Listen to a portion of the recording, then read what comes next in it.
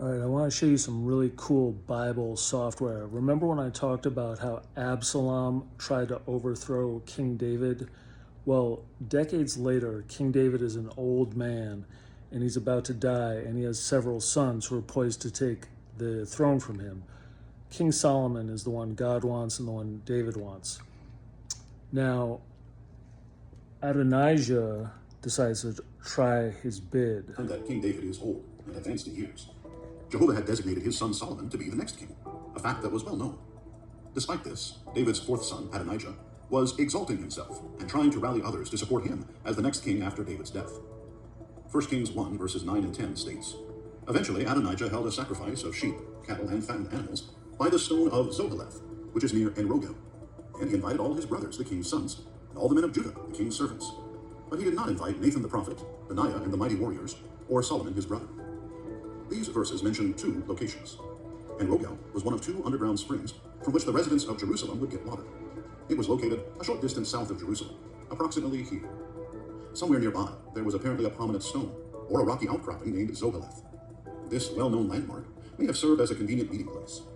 It was in this location that Adonaija held his banquet with those who supported his bid for the kingship. This brazen act was rightly viewed as an attempted coup by those loyal to David.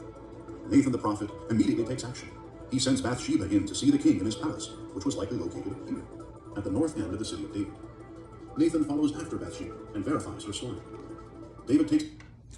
So if you remember Bathsheba, she's the one that was showering naked on top of her dwelling, and King David, who should have been out at war, was all the other kings are supposed to be in springtime, he sees her naked. That leads to various intrigue. Fast forward 20, 30 years, now her son is grown up and ready to take the throne.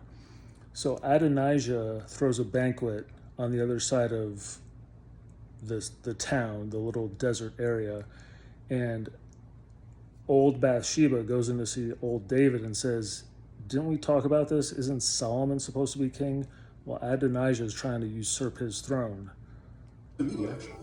Verse 33, he tells them, "Take with you the servants of your Lord, and have my son Solomon ride on my own mule, and lead him down to Gihon."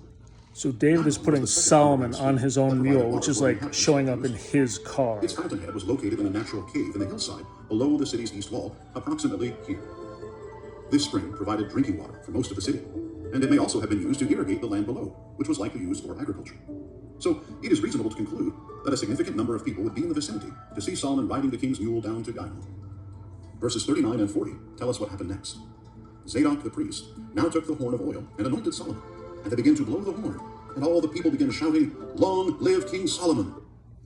So Solomon gets anointed by the most famous religious figure, and he shows up riding King David's mule, which is showing he has the political support and the religious support. And after that, everyone who is with Adonaija on the other side of town gets freaked out and runs away.